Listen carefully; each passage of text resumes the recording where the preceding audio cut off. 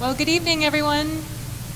Thank you for joining us here at Blue Rain Gallery for the Artist Lecture Series. My name's Denise Pettyplace. I'm the Executive Director here at Blue Rain. And this to my right is Rik Allen.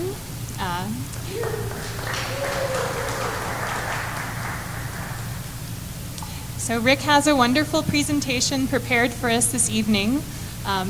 But before we get to that, I just wanted to say a few things. First of all, the Artist Lecture Series that we're doing here at the gallery is on the second Tuesday of each month. It's something that we are going to attempt to keep going year-round. And for the month of October, we'll be expecting Brad Overton as a presenter. The title of his lecture is Symbols and Symmetry, My Path as an Artist, and that's Tuesday, October 8th. And then on Tuesday, November 12th, Bryce Pettit, he's a bronze sculptor out of Colorado. His wildlife sculptures are kind of peppered around the gallery here. He'll be presenting a presentation called Latitude, and that's Tuesday, November 12th. So, getting to Rik, we've now represented Rik Allen's sculpture for 10 and a half years. And we love working with Rik. We also work with his wife, Shelly Musowski Allen, and they've both just been a real pleasure to get to know over the years. And it's really a joy to show his sculpture here at the gallery. His blown glass and metal spaceships and rocket ships, they're some of the most curious and delightful sculptures that we have here in the gallery. They definitely allude to the seduction of space and the whole idea of what might be out there, which is definitely a concept that I think is heavily ingrained in our culture, something we can all kind of identify with, a question that we've probably asked ourselves a lot throughout our lifetime. His sculptures also cleverly diffuse the seriousness of space exploration and the actual physics of real rocket science, which is probably what makes them so enjoyable, because we can all kind of just take away the seriousness of it and really just appreciate them for being these kind of fun and whimsical, clever, very fascinating pieces that are out of his imagination, perhaps also inspired by his childhood, pouring through science fiction films and books. So thank you for sharing these with us, Rik. I know you're going to have a lot to say about them soon. Rik's originally from Providence, Rhode Island. He holds a degree in anthropology from Franklin Pierce University. And shortly after studying, I believe he got involved with ceramics and mold making, and then eventually that led him to the Pacific Northwest, where he went to the Pilchuck School to work. Shortly after that, he ended up being a key member of the William Morris sculpture team, where he specialized in engraving, cutting, and finishing glass sculptures. He was a key member of that team for about 12 years. In 2005, Rik established a glass and sculpture studio with his wife, Shelly Musowski Allen, on their property in Skagit, Washington. And he works out of that studio today. Rik's work is widely collected and can be found in national and international public and private collections, to include the Museum of Glass in Tacoma, Washington, the Montgomery Museum of Fine Arts in Montgomery, Alabama, Boeing World Headquarters, and also the Toyama Institute of Glass in Toyama, Japan.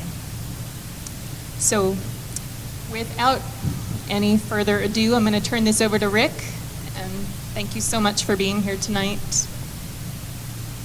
Thank you, Denise. Thank you guys so much for coming out, and appreciate it. Can you hear me all right? There's a speaker right behind my head, so I can't really tell. Yeah, thank you so much for coming out. I really appreciate it. I appreciate the intro with Denise and the Blue Rain Gallery. It's always a pleasure to work with all of the gallery staff and Leroy and Denise, and everyone here is wonderful. Shelley and I both think of the gallery as family, and have treated us very well, and we've had a lot of good, louder? Okay. We've had great times with them, both in and out of the gallery and shows and traveling, so it's always a pleasure. And I also wanted to thank the Glass Alliance in New Mexico for having us here as well, and the AACG. I'm just learning how all that stuff works. Thank you so much for making me a part of your world. I guess yeah, thank you. That's wonderful. So I actually, because I was invited by Blue Rain and they're doing this interesting lecture series, I wanted to do something a little bit different than I normally do. I've given lots of slide talks over the years, and recently we were in New Zealand and gave talks out there, and I just felt like maybe it's part of like some of my engineer-like brain that I want to go through the chronology and bring you from point A to point B. And I really wanted to do something a little bit different, a little bit more personal. And I usually don't get overly personal. You may see me choke up a little bit, and that's, you may have never seen a really tall guy choke up, so this may be jarring at times. But but I wanted to, before I get to this, when I talk about the work, I promise you I will get to that. I wanted to go back a little bit to little Ricky and Han Solo Jr. I grew up as did Denise in Rhode Island, in a little part of Rhode Island called Apponaug, which is a little tiny part of Warwick, Rhode Island. It's a working class New England town, lots of fishermen, a lot of clamming cowhoggers, and grew up in a middle class family. And I was a pretty sensitive guy, loved playing in the woods and building things, building models, doing all the kind of things a lot of young guys did back then. Just recently kind of going back home and going through a lot of stuff that from my mom's house and looking at, I found poetry from what I was writing when I was in like junior high school, and I realized like back then I had this sort of mind for this like love of nature and this love of sort of the dirty, the wet and the moldy and the kind of wabi-sabi aesthetic that I still hold on to today. And I didn't really think of that as where I am now. And now I'm in my 50s, and I'm thinking a lot about where I came from and where my aesthetic and why I make what I make. And it's becoming more and more obvious where the sort of the root of everything is, where it wasn't clear to me at the time. So my father was a big guy. He was a 6'5", 280-pound, tough guy from Rhode Island, but sensitive and sweet. He worked in the Air Force most of his life, and didn't really talk too much about what he did for a living, as a lot of people of his generation probably did not. He eventually transferred to the Department of Navy and worked on submarines. But before that, our only window into what my father did was occasionally go into the air hangars at the Air Force bases and getting pulled up into one of these massive cargo planes or a massive Air Force plane, and like an F-16 fighter plane, and actually get to see what it looks like inside. And to me, when you're looking at that, when you're a little kid, you can't even fathom, well, one, what all those dials and switches do. How would you possibly be able to fly a thing with so many switches and dials? But, as a sci-fi kid and just thinking about these things as spaceships, they just seemed about as complicated as spaceships, and they were wonderful. And that's kind of what I was thinking about what my father did for a living. When he did bring any of his work home, especially when he started working at the Pratt & Whitney aircraft with the Department of the Air Force. We would have all these huge drawings out on the kitchen table of these incredibly complicated jet engines. And so what they did at Pratt & Whitney would make the jet engines. And I just pored over those things. I just tried really hard, with having no idea what any of it did, tried to figure out exactly what everything did. And I think that just went into my brain, back in the brain. My father was also a guy who, he fixed things, he built things, he did a lot with his hands. He was a mechanic, so he was generally come in the house with greasy, bloody hands, and he's fixed another thing. And that's how I remember him. But when I was 18 years old, he was killed in a plane crash. And now, as I'm 50 now, 52 years old now, and looking back and looking at what that meant, how that spelled out my life, is that trajectory. After his departure, I went on to college. Probably wouldn't have if he was around. I studied things I wouldn't have imagined studying if he was around, because he wanted me to do something practical, understandably. And I had, with a lot of mentors and a lot of great input, I did start making artwork and learning about nature and learning about a lot of things that I just don't think would have happened had I had not had that one event that pushed me forward. And all those things I was talking about, the cockpits, the Air Force, all of the one of the things that we did before he had passed away is that we went to a launching of a Trident submarine. A Trident submarine is to me at the time, was the biggest thing in the world. I mean, it was this monster thing that came out of the hangar that was just mind-blowing. More mind-blowing to me than anything else is they had free cheeseburgers and all the soda you could drink at the time. So there was that too, but it was, so, you don't really think of all that stuff as a kid as what that means when you get older, and especially as you become an artist, all this stuff becomes kind of source material for what you do. This is the world I was putting together in my head. All of that stuff equated outer space. At the time when I was a kid, I was listening, watching a lot of TV shows that were Star Trek and so of course Star Wars, and reading quite a bit and looking at all this stuff, and it was all kind of building this little fantasy world in my head, and it started to become a bit of my identity. You get older, you go to college, you start studying something responsible and very practical like anthropology, and then move on from there. And I started doing ceramics in school, and like Denise said, I did eventually end up in glass. I will get to that in a moment, but I did want to talk a little bit about how my world now is how I feed upon all those experiences now, and where that brings me to my life as it is as present. I live in the different slide. I live in the Pacific Northwest now, and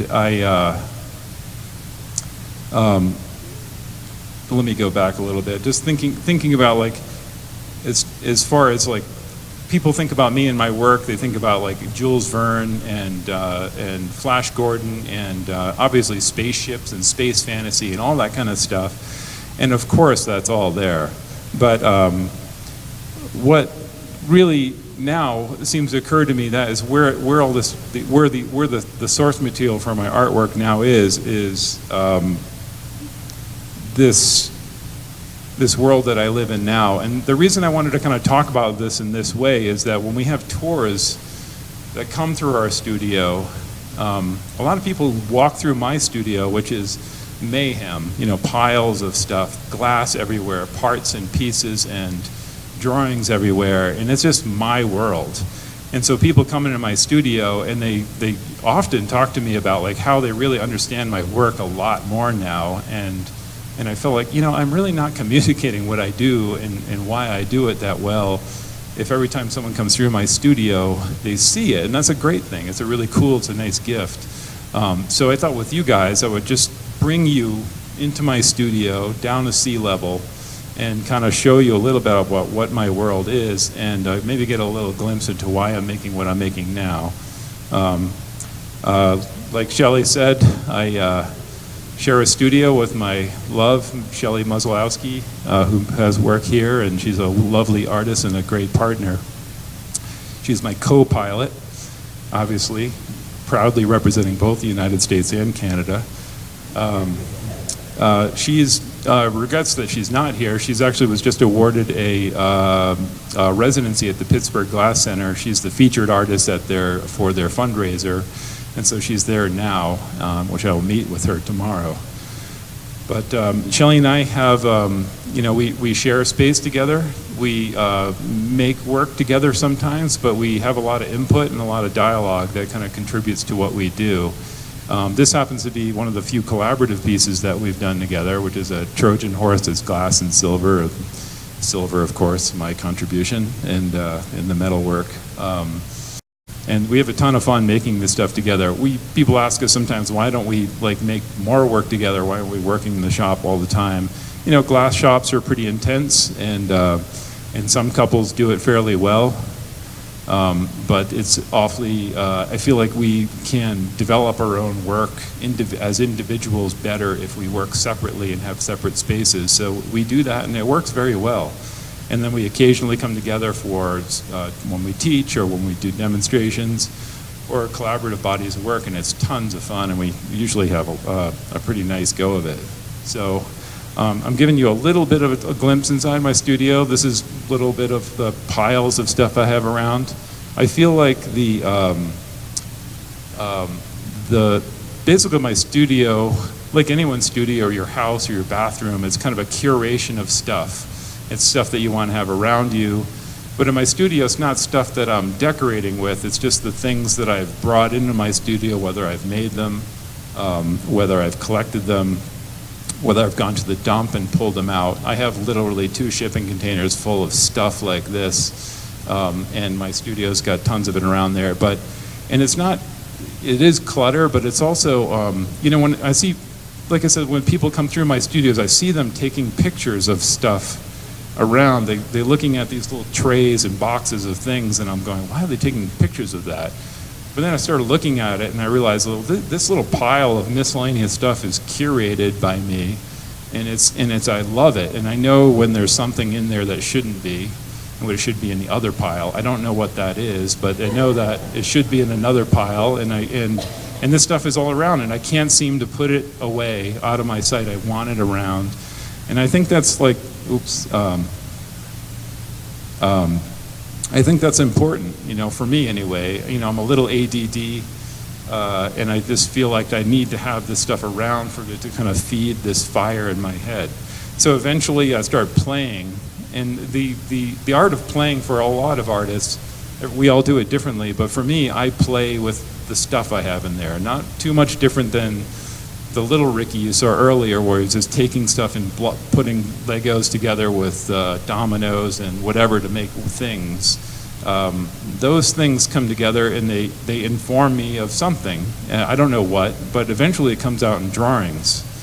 And those drawings become glass pieces, they become sculptures, or they become something that's important to me. And I don't always put those things out in the world. Then I take that thing that I made and I put it on the shelf because I like it too much to go out in the world, and that becomes more of a thing that adds to my whole process. So I thought I'd give you a quick tour.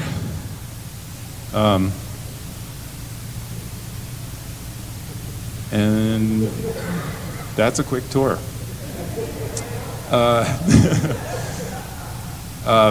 Since we're at 7,000 feet up here in New Mexico, and you can't all come down with me right now, here's another little ride through the studio and through the garden and over to the glass shop and into the cold shop, and there it is.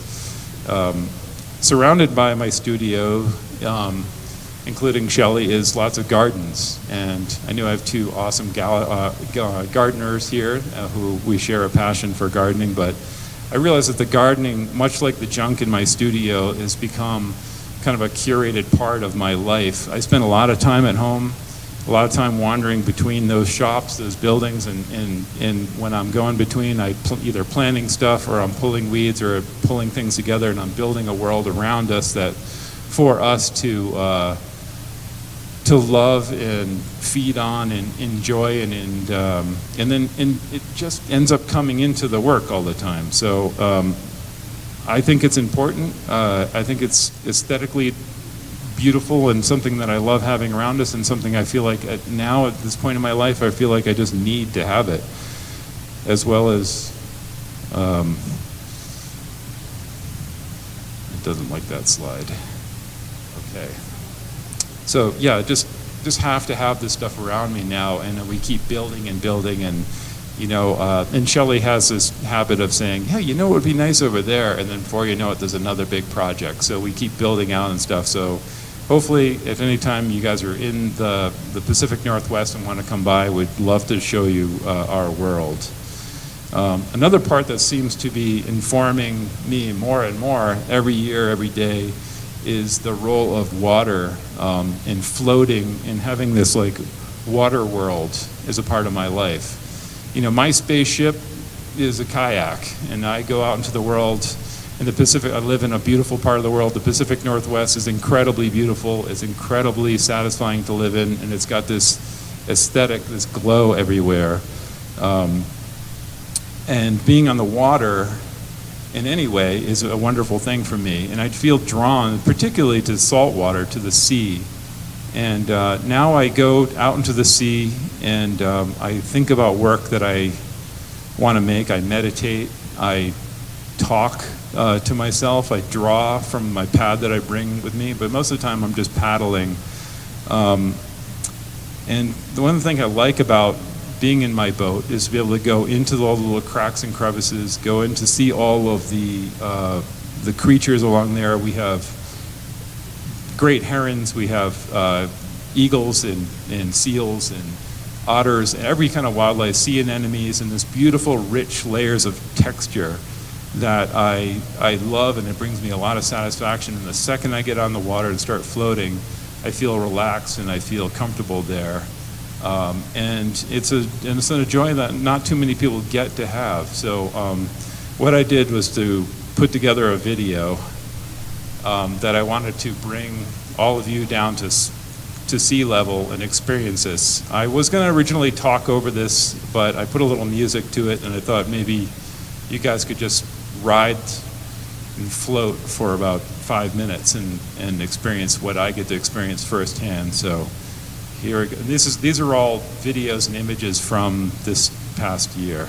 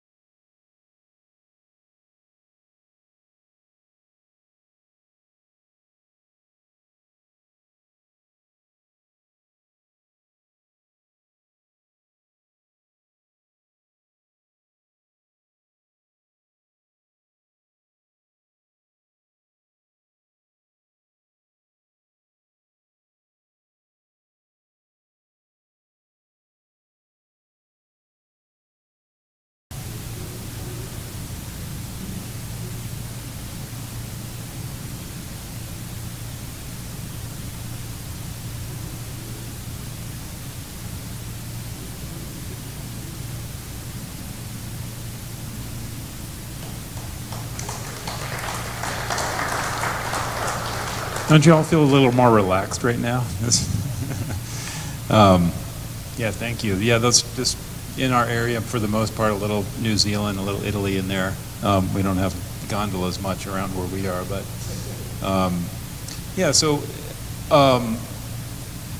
occupying more and more time on the water, it made me really curious about what the world that I'm inhabiting and the creatures I'm inhabiting and how it all works, and just know a little bit more about it. So I had the opportunity to go with the research team from Western Washington University and go out in the research boat and do sampling. So we drop these apparatus down, and they have little gates that open up and take samples at different levels. And they're sampling a lot of things, but they're basically a big part of what they're doing is getting an understanding of the health of this thing that I heard about and I didn't know too much about at the time, with phytoplankton. And they're these little tiny, they're the smallest part of the food chain in the Pacific Northwest or anywhere really. Diatoms, and they produce most of the oxygen that we breathe, and they're incredibly important and cool, very interesting things. And they also happen to look very cool, and so I kind of glommed onto that, like, wow, they're important and cool looking.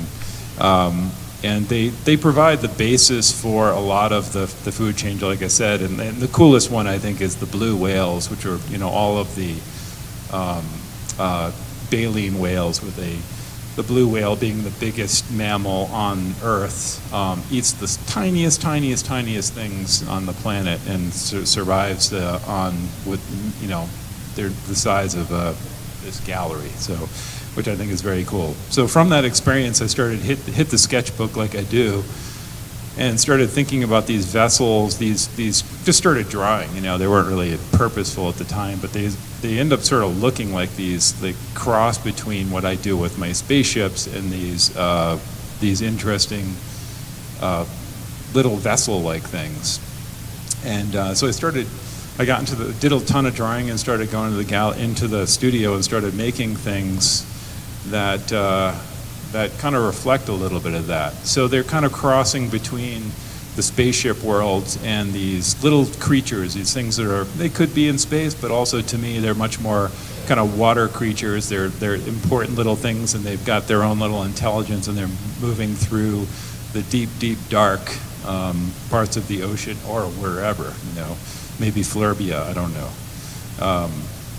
So yes, these are a few of these little creatures, and some of this reflects some of obviously the phytoplankton do not have rocket propulsion systems at all, but of course I couldn't help it, and they're loaded with silver.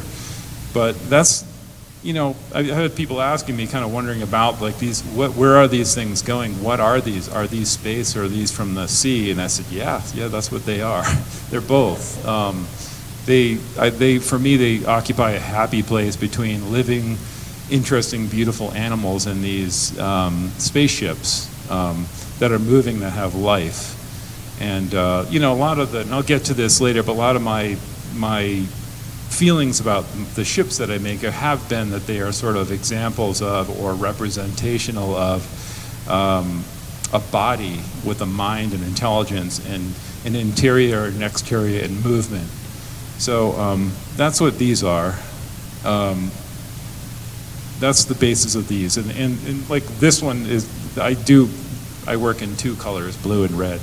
And red representing like energy and power and the kind of core, the nucleus of a piece. And these blue pieces, which are, they're either sky or they're water.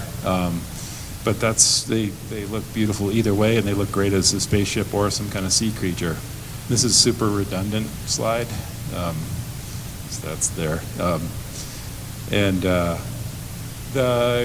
My work has kind of gotten a little bit more representational of some of this stuff a bit.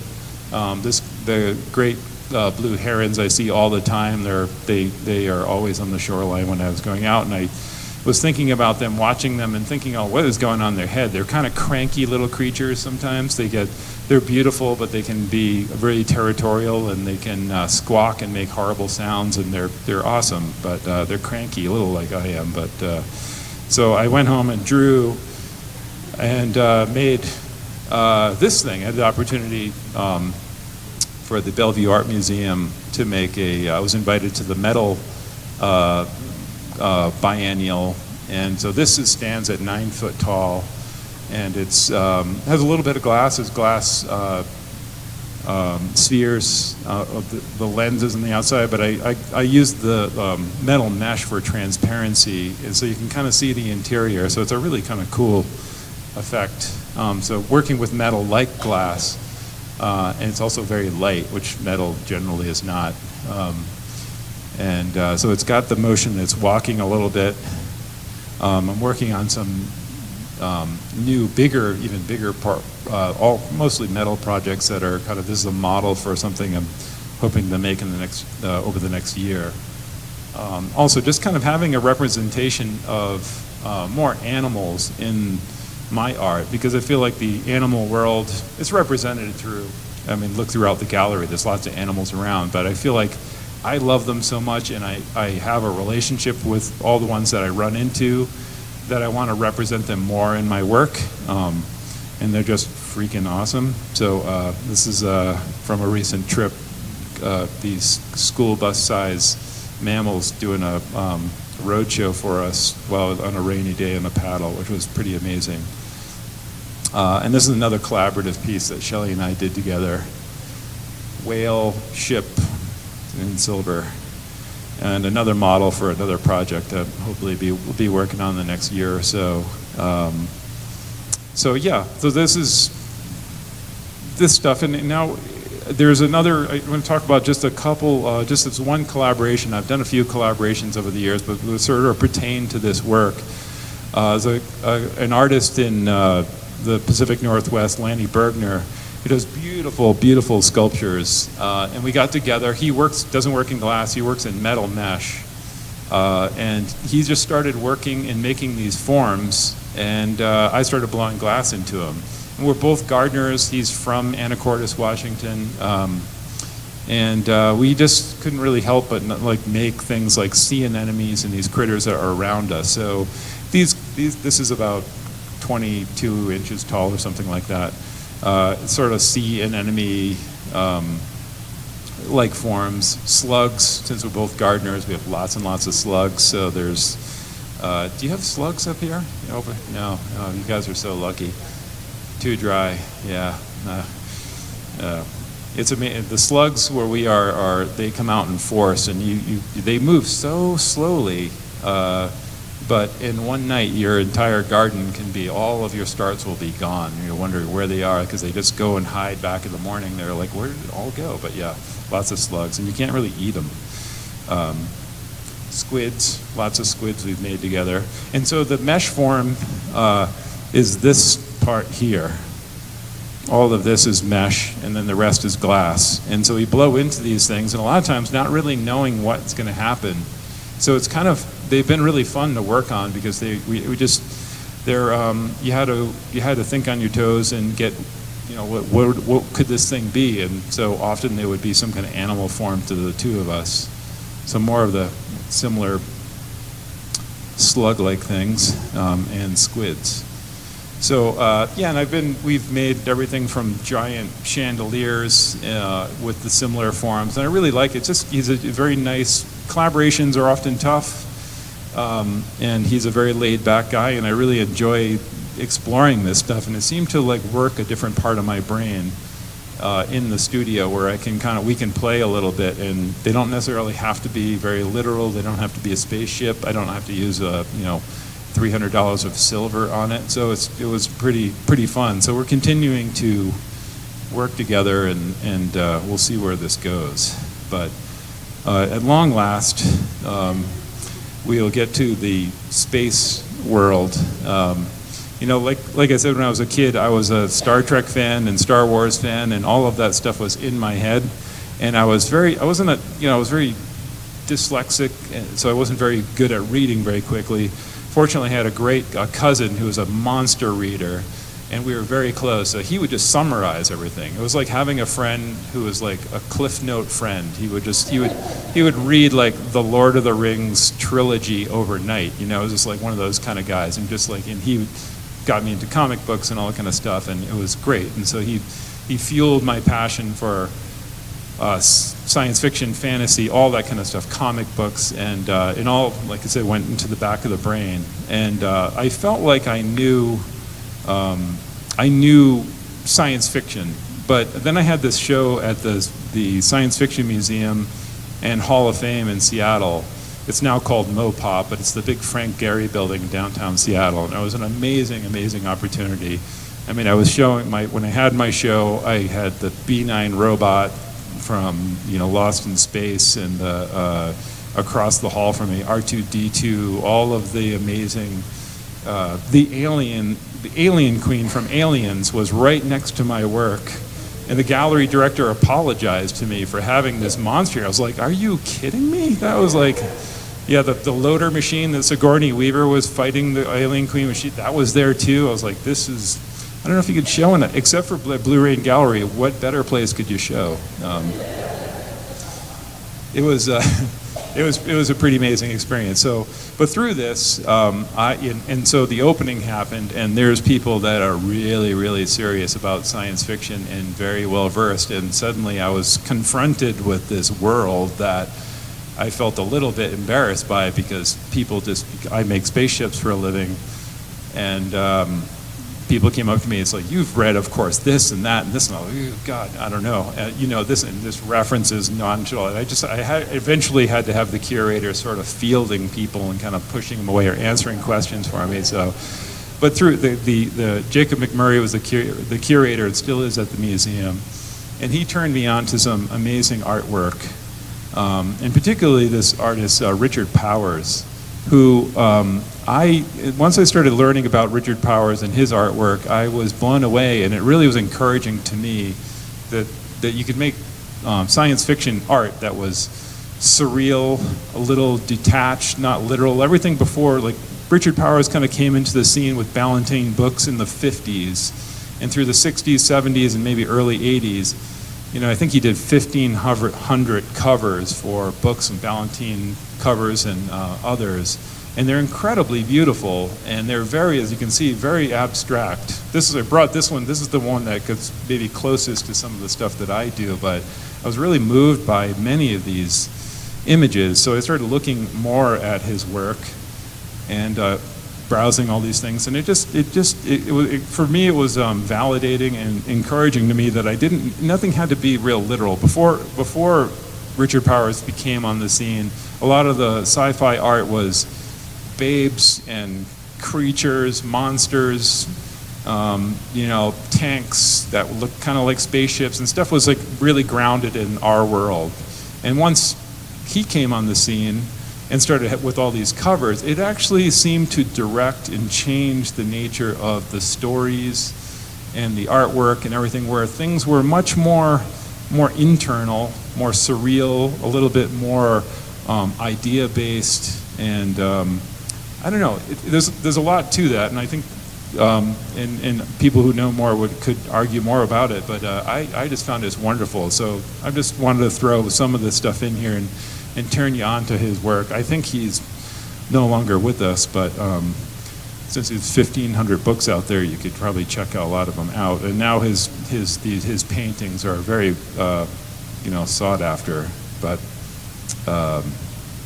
yeah, Arthur C. Clarke, who's a you know, an idea science fiction writer, as well as many of these others, are H.G. Wells, of course. But yeah, you can see in these bubbly, weird, dirty things that you could see where I might be interested in them. So from being turned on to that, some of these kind of more abstract, loose pieces are I started making, and I didn't want to worry so much about things being like perfectly straight, perfectly clean. I embraced more of the kind of wabi-sabi aesthetic, to have things a little bit more dirty, a little more funky in ways, and that was super encouraging to me and exciting. So So validation, yay. And many of my pieces you probably have noticed that have chairs in them and have like maybe an inner dialogue of some kind. And what I really like, I read a lot of Oliver Sacks. I don't know if anybody knows Oliver Sacks, who's a neurologist. He talks a little bit about our perception of the world, how it's more and more apparent nowadays that people can see one thing and see very different things, and our take on the world, shoulder to shoulder with somebody else on the bus or somewhere, have a very, very different experience, and the way you go through life is from your very own unique standpoint. So I thought about that idea a lot in my work, and for many years now I've been building these interiors that are both reference to looking out into space, that works very well for that, for exploration and scientific discovery and curiosity, but also these interiors that are looking out into the world, that are having a perspective of some kind, and being informed by that and having your unique intelligence that relates to that experience. I don't know if that was a sentence, but that's how I'm feeling about that. But and the chair is very much the mind's eye to me. I started putting chairs in pieces because they were like kind of a beautiful, simple sculptural solution to having a place that the viewer can just imagine going up a ladder and sitting down in a seat and going somewhere. But over the years, it kind of changed to being an experience of, I'm in this vessel, and I'm looking out and experiencing the world and the vessel is my ship. So that's the nature of the chairs for me. And whatever anybody thinks about them is totally correct, but that's where I'm thinking about them right now. And the Seeker, this is a 15-foot tall sculpture that now was built and put in the Jeff Bezos's Blue Origin private aerospace company originally, and it's got a little chair in there and a 7-foot long telescope that looks into the sky. And it's sort of, even though it's big, it illustrates the same point. And it was really, really fun to work. So I also like really making really large things, and they work sculpturally, whether they're this big or 15, 20 feet tall. And it's still very exciting to me.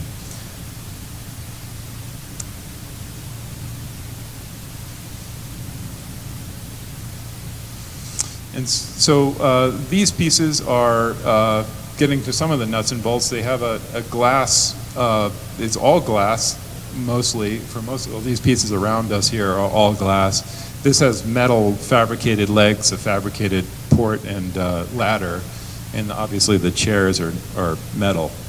But they're covered in a veneer of silver that I put on while the glass is hot. And what happens is that what I really love about them is they make a beautiful theatrical interior that has reflects the light around. So the outside is covered in silver, which makes the inside sort of a mirror. So it reflects all the light inside, and whatever you put inside there, it has a sort of like an aura to it that I really like. So putting these little windows around gives you like a 360-degree perspective, or sometimes I put a window right in the front, and you have just that viewpoint looking out into the world. There's another one built like that, has metal legs, but the interior, this one was called Night Walk with, and I don't do any real representational stuff, but this one was my dog and I walking at night looking at the stars. And that was just, seemed to be perfect for, it was just a nightly routine to take the old dog out and walk around the property and look at the stars, and I felt like I really needed to capture that in a piece. So one of the great things about making rocket ships for a living is that I have a lot of opportunities to meet people who work in the aerospace world, whether private or for NASA, and engineers. I've met astronauts, and I've been invited to different both private and public, or private and federal facilities to meet people and explore what people are doing. A couple of years ago, I got to go down to the Langley Center, where they do a lot of things there, but they do a lot of concept development and research. And so I got to check it out, and we're all wearing the same outfit, but I'm the one in the middle. We got to go play around and check out the incredibly, obviously very, very bright people doing incredibly interesting things, and get to talk to people about what their research is all about. One of the things that really occurred to me, especially in this visit, is that these scientists and engineers were so much like artists. They were just like, you have a really cool job. I was like, you have a really cool job. And so we had these like very art-like conversations going back and forth in ideas, it's particularly in the kind of advanced concept labs, exploring ideas and putting those into play. So yeah, through that, I got to meet some astronauts and had some astronauts visiting our studio, which was very exciting. And all of it is just for me to brag to you that I'm validated. But through that, I don't make a lot of figurative work, but I've made a few spaceships. It's Spacemen. This is one of them representing, just after meeting an astronaut and reading a bit of several different stories, I really wanted to capture a little bit of that experience of like just thinking about floating in space, because floating is obviously something that I really enjoy and think a lot about, and these ideas of being in like ultimate floating in space is something that I would hope to do. Unfortunately, at a young age, I found that I was way too tall to be an astronaut, which was very, very disappointing. I was very excited when Elon Musk started his glass program, because he's tall, not quite as tall as me, but I figured it might, before I'm gone, might give me a little window of getting out there and getting on. I did go to the SpaceX facility down in California and got to tour around, and I did look at the capsule, and I was kind of sizing up the chairs thinking, yeah, I might be able to fit in that. Because if you ever had the opportunity to look at those little Apollo capsules, they were like, were they children in here? They were little tiny, tiny, tiny chairs. So I would not be a candidate. But so anyway, that had me explore a little bit more into the helmets, and the helmets were also kind of an even more literal representation of that concept of having that inner chair, that seat of the mind, looking out through the visor and experiencing life. And the bubbly glass that I use, sort of for me, I think of it as either motion, either water, but primarily, like a star field. So that is a nice effect. Another chair and a helmet.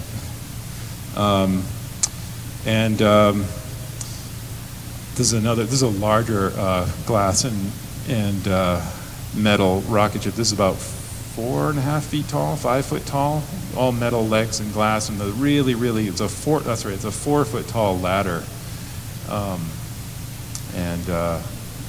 This is in the possession of one of the space exploration private company people. That it's very cool that it's in his possession, as well as this one here. And this one's a little bit more theatrical. This has a nerding out on the contraptions, the cool, like the moon lander units that on the Apollo mission, those beautiful little legs with the ladders and all the kind of contraptions I really loved, and wanted to kind of capture that a bit in a piece. So I went a little bonkers with machining parts and putting it all together and making it look like maybe it does walk. And that one has a little chair in there, and that's directed through the little glass lens I have at the top to kind of amplify that effect of looking. This little contraption, I've made a few kinetic pieces over the years. This is bought a whole bunch of gears from eBay, little clock movements and gear motors, and I love orreries a lot. I love the old orreries, the models of the solar systems with the planets moving around the sun and the moons moving around the little planets. It's just a very cool and very clockmakery kind of nerdy sort of stuff that I very much enjoy. So I made this. I have these big hands, and I had to stuff it inside of this piece. So I made little tools to stuff that thing in this rocket ship. And the whole deal with this is a special commission for a client who wanted this placed in the house and it was going to be permanently located on this shelf, and then it would operate when you activated it, and you activate it by pushing the secret button. And when you push the secret button, it did what it just did. When the chair rotated around, the wall would pop open, and it would reveal the secret entranceway into the library, which was like total nerdgasm. So that was a very cool experience. Of course, on the other side, in the library part, you had to find the, I hope I'm not going to get in trouble, but revealing that you found one of the Lord of the Rings books and pulled it down, and that opened the other side. So anyway, I might get sued after this, but anyway, it's so this is the complete project. Ooh, that's super loud.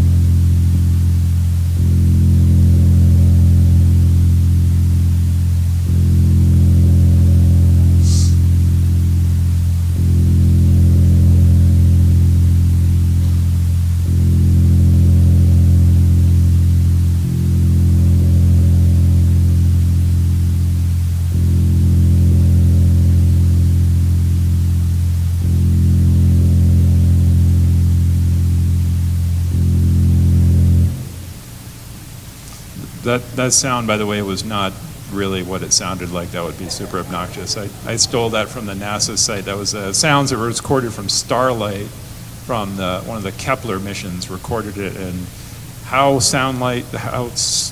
light sounds like that, I don't really know, but it was a cool sound, so I dropped it in there. So anyway, my last thing in the file of Nerdgasm was this building the Enterprise for Rod Roddenberry, the son of Eugene Roddenberry and Majel Barrett, which when I got the email, I freaked out. And so he wanted my version of the original Enterprise, which is my favorite Enterprise.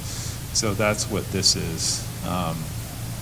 It's about 40 inches tall, glass, stainless steel. I made it mostly out of reclaimed stainless steel, some truck exhaust parts, and just miscellaneous. I used to use a lot of, almost only salvage steel for work, and even though it's a real pain in the neck, it was super fun.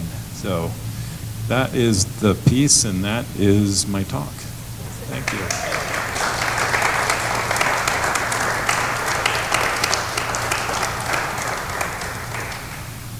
So the cats get to sit in the chair beside the cats get to sit in the chair. Anytime you want. Rik, thank you very much. That was really enjoyable. Thank you. We can open this up to Q&A if anybody has questions. We can pass the mic around. Would anybody like to ask Rik a question?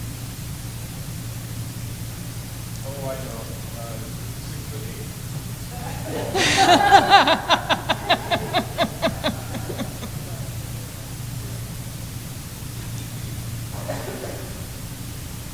We are recording this, so I'm just going to have you.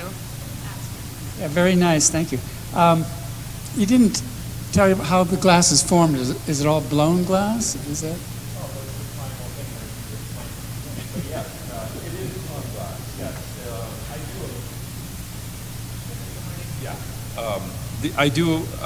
They are blown. What I often do with a lot of these pieces is, like this one here, is often made. I'll make tubes. They're blown glass tubes, bubbles drawn out, and cut them all up. I put them in a garage, which is basically an oven, and then with a team of people assemble the parts in the glass studio, put all the different parts together, and then I apply the silver, which is a Japanese silver foil. It's a heavyweight foil, so it's a lot heavier than leaf, and it blends in beautifully, and knock it down. Sometimes with stuff like this, I'll hit it with a torch and kind of burn off some of the silver, so it has a little bit of a look like it has been somewhere and has burned in through it's got some use to it. And the rest of this is all glass powder that I put on the surface with sifted on and then brush it off, so it kind of fits in all the nooks and crannies, and it's got a little bit of a kind of a dirty look to it.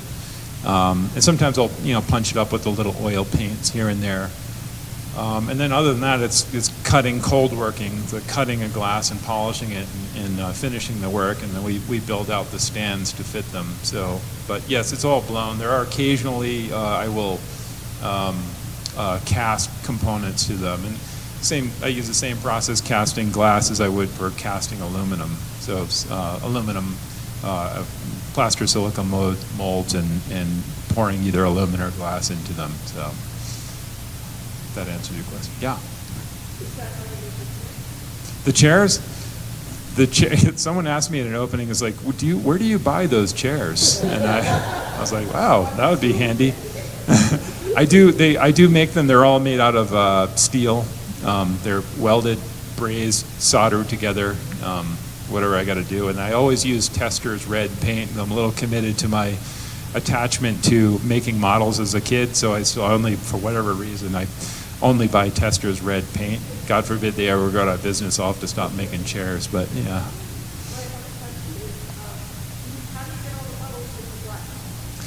The bubbles, I mix sodium bicarbonate into water, baking soda, into water, a big bucket of water, and then while I'm gathering the glass, so you gather glass, consecutive gathers onto the furnace, is about midpoint, I'll quench the entire bubble in the solution, and there'll be a film of the baking soda on there. And then when you go into the furnace and gather glass in there, much like it does when you use it for baking, it chemical process turns it, and I don't know exactly scientifically what happens, but it becomes CO2 and makes a little CO2 bubble. And you have to be careful sometimes, because if you really heat them up, the bubbles will continue to get bigger because they have to expand. So you have to be a little careful of how you do that. But by now, I think I've got it. Yeah. I'm going to give you the mic so you can ask your question into the mic. Hi again, Rik. After hearing you talk about your work, I'm never going to look at my rocket ship the same way. And when I get home tonight, I'm going to look at it differently. And I'm going to think of you and all of your inspirational experiences that contributed to making that wonderful piece. Thank you.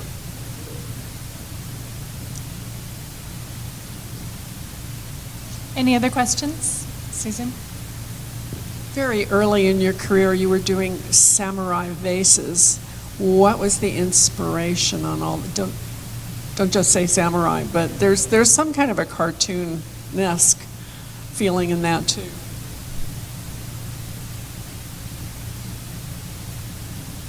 Yeah, the Samurais and the Cyclone series that I was doing, they're kind of partners at the time. They really didn't have anything. The Samurai name comes from the fact that once I put it together, it looked like it had this like samurai-like headdress on the side. That was sort of incidental of what I was making. At the time, I wanted to make these forms that were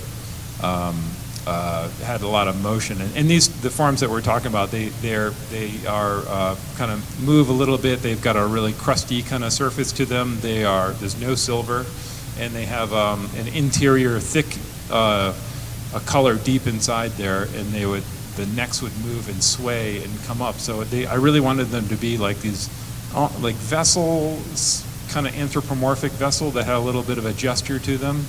And when I made those, I carved out wooden molds. In blue, I took what we call a post gather in glassworking, make some glass really cold, gather a whole bunch of really hot glass on top of that cold glass, and then stuff it into the wood mold. And then it would have all this great texture, but then I was able to move the whole form. It was difficult to do, but it was pretty fun. I do miss making those, because blowing into molds like that was very fun. Into wood, yeah. That's how it's got that kind of rough surface on the outside. As well as I was using Scavo at the time, and Scavo is a compound that you would put on glass to kind of chew up the surface. So that little kind of, all of the tops of the Cyclones and the Samurais that were all kind of crusty. The word is Italian, and basically it's the word for excavate, to kind of pull, yeah. It's like as if it's been pulled out of the earth. So. Oh, you do it quickly. you blow in quickly. If you stay in there too long, and sometimes it would stay in there, and that was sort of the end of both the glass and the mold. But it was always very exciting. None of the people that I blew glass with in the other parts of the studio liked it because it produced an unbelievable amount of smoke. But it was pretty cool. So yeah. Anybody else?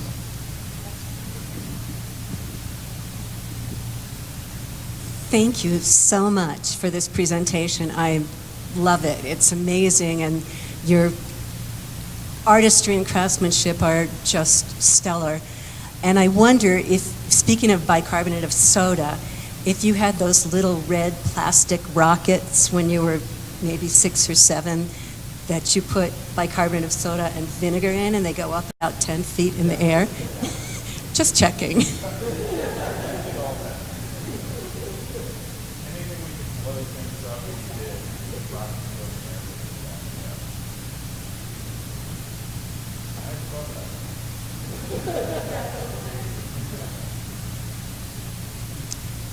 Does anybody else have a question for Rik this evening? Okay, well that concludes our artist lecture. Thank you very much, Rik.